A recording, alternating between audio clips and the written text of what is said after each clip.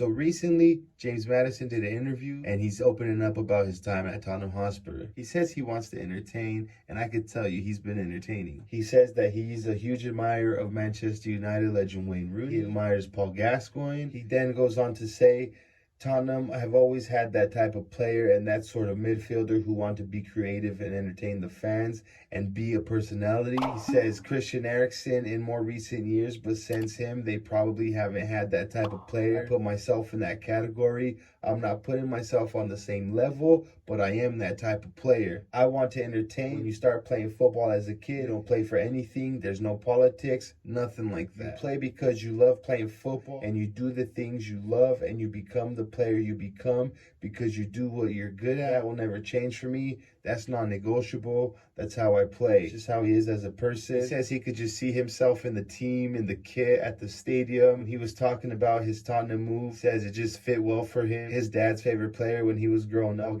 My thoughts on this interview is pure class. I like the way he's being very, very open and letting us know a lot of this stuff. Are you surprised that he was a huge admirer of Wayne Rooney? Let me know in the comments below. Next bit of news, apparently Eric Dyer has ran to Daniel Levy and complained and had talks with him about being froze out by Big Ange Postecoglou. He discussed his future with Levy following his lack of game time. He's upset that he's not being featured. He's Ashley Phillips getting signed and further back on the roster as he should. He should have left in the summer.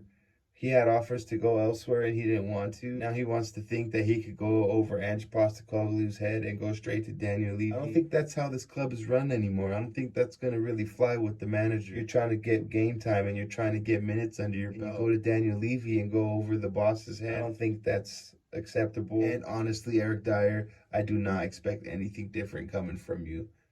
To a more brighter piece of news, Leo Messi has made it official and has stamped Christian Romero as being the best center back in the world. For me, he is the best defender in the world right now. Amazing performance tonight, man of the match. Chelsea's midfielder Enzo Fernandez also agreed with Messi's statement in an Instagram post, adding, the best central in the world. So it's no secret Christian Romero is definitely going to be key to the Ange Postecoglou system, him and Mickey Van de Ven.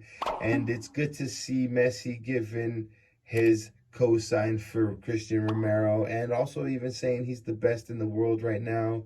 Enzo Fernandez also agreeing with that. McAllister from Liverpool not staying quiet as he tweeted out as well, calling Romero an animal. Romero is definitely thriving under this new system with Ange Postecoglou. Christian Romero himself, he says, after winning the World Cup, I came back to Tottenham and the group were somewhat separate from the staff. This was very difficult. My first match back was Aston Villa at home. We lost 2-0. We'd win a game, then we'd lose 2. When things are divided and the coaches and players are not pulling in the same direction, it becomes very difficult. But I'm happy. But I'm the first to hold up my hands and take responsibility for the poor season we had. I'm not happy the season ended that way, and I'm ready to repay the trust the club put in me, and I'm working to give my best. Come on, Christian Romero. Words that you want to hear from your vice captain for sure. And a bit of funny news I wanted to share with you guys.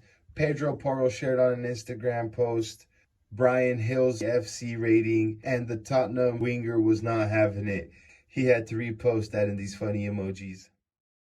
Heung-min Son playing the full 90 minutes as his team South Korea faced Wales in a friendly.